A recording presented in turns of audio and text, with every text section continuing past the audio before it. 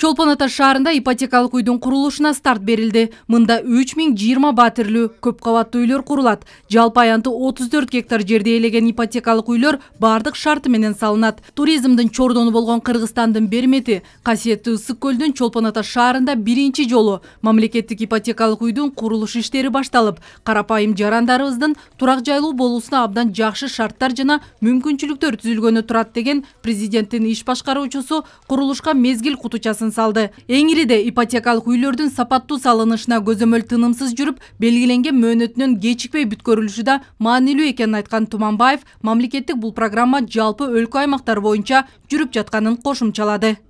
Мурун бул жер аэропорттун жери болгон. Азыр мына ушул жер биздин урматтуу президентибиздин тапшырмасынын негизинде мына ушул турак жай үйлөр өчөт.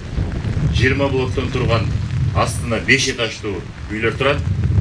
56 блоктон турган аркасында 9 этаждуу үй түшөт. Буюрса общий бардыгы жалпы сан менен алганыбызда 3020 квартира болот. Чолпон Ата шаарынын тургундарына деле мен ойлойм, бүгүнкү күндө бул жакшы саамалык. Өзүңүздөр жакшы билесиздер, ар бир үйдө баланы үйлөйт, кызды чыгарат, узатат.